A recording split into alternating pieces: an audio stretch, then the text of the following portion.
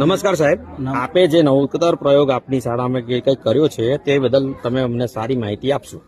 Okay, હું Natwarsinh Chauhan, CRC coordinator વાલોઠી. આજના જિલ્લા કક્ષાના ઇનોવેશનમાં અમારો વિષય છે વર્ગખંડ બહારની શૈક્ષણિક દુનિયા.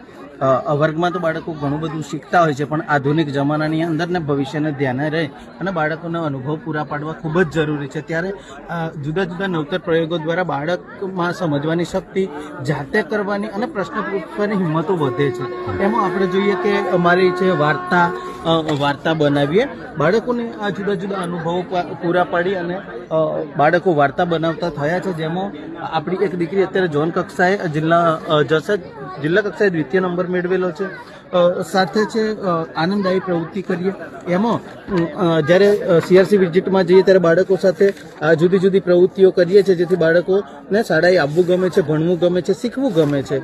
એ પછી છે સન્માનિત કરીએ. જ્યારે બાળકો કોઈક નાની નાની પ્રવૃત્તિઓ કરે છે, એમાં સારી પ્રવૃત્તિ જો કરે છે ત્યારે બાળકને નાના નાના ઇનામો આપીને આપણે એને પ્રોત્સાહિત કરીએ છીએ, જેનાથી બાળકોને વધારે કાર્ય કરવાની અને સમજવાની શક્તિ મળે છે. પછી છે પુસ્તક વાંચીએ. બાળકો જ્યારે જ્યાં પણ જગ્યા મળે ત્યારે એમને પુસ્તકો આપણે આપી દઈએ છીએ અને બાળકો પછી પુસ્તક વાંચે છે, જેથી એમને વાંચવા પ્રત્યે રસ વધે છે. સાથે છે શૈક્ષણિક શિબિર અને મુલાકાતો. બાળકો વર્ગમાં તો રહેતા હોય, જ્યારે એમને આવી ફાસ્ટાગ દુનિયાની અંદર આપણે એમને મુલાકાતો કરાવીએ છીએ. જંગલ વિશે છે, ઇકો ટુરિઝમ વિશે છે, આવી જુદી જુદી આઈટીઆઈ છે, તો આવી જુદી જુદી એમને વિઝિટો કરાવીએ છીએ. તો બાળકો એક લાંબુ જ્ઞાન મેળવે છે અને જિંદગીમાં ડર વગર આગળ વધે છે. પછી જનજાગૃતિ અભિયાનો. આમાં ખાસ કરીને સીઆરસી તરીકે અમારે વાલીઓ સાથે વધારે મુલાકાત થતી હોય છે. ત્યારે વ્યસન મુક્તિ અભિયાન, આજે જનજાગૃતિ રેલી દર વર્ષે કરવામાં આવે છે. કુરિવાજો નાબૂદી માટે કરવામાં આવે છે.